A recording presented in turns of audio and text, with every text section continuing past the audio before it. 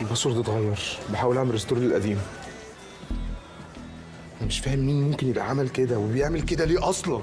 وديني يا رامز، لو كنت بتشتغلني وبتحور عليا لندمك على اليوم اللي حطيت رجلك فيه في واصف وعلام. مالك يا ولاء في ايه؟ ما تهدي شويه، انت عماله تقولي كلام ملوش لازمه وانا سكت لك على فكره.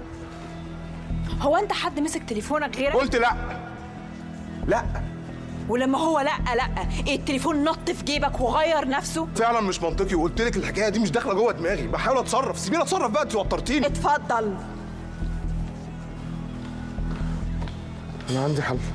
في واحد صاحبي هاكر اصلا، ممكن هو اللي يرجع لي الاكونت. هكلمه. بقول لك ايه، انا هخش جوه اشغل اميره عشان لو حد حاول يعمل منكش من الشركه الحق الدنيا انا. تمام. ولا انت مصدقاني صح؟ تلف على واحد من الشركه جوه وتفهمهم ان البوست ده فيك. ماشي. حاجه بقت عمالين نلم وراهم. اسامه عامل ايه يا حبيبي؟ بقول لك ايه، اخوك ملطوط في حوار ولازم تحلهولي. الاكونت بتاع الفيسبوك بتاعي اتسرق.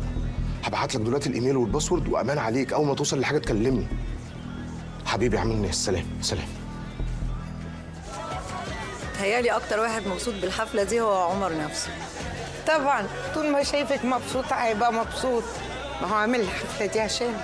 أنا مبسوطة إن هو ابتدى يرجع حياته وعلاقاته وشغله. مع كده انت رافضة برضه ترجعي له أهم علاقة في حياته. روحي لضيوفك، هما مستنيينك بقالهم كتير. طيب بمناسبة ضيوفي بقى، في حد من ضيوفي كان عايز يقعد معاكي. يقعد معايا أنا؟ أيوة، يعني هو بس حس إنه ضايقك عايز يعتذر يعني. ده مين؟ شايفاه؟ انت تعرفي الراجل ده؟ أيوة، ده الأستاذ عامر نجاتي. ده أول وآخر محامي اشتغلت معاه قبل ما اتجوز، من ألطف الشخصيات اللي ممكن تقابليها.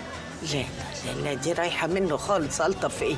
بس والله طيب قوي، طيب قوي، واللي في قلبه على لسانه. والله هتشوف، مش هتندمي، هتشوفي عشان خاطري.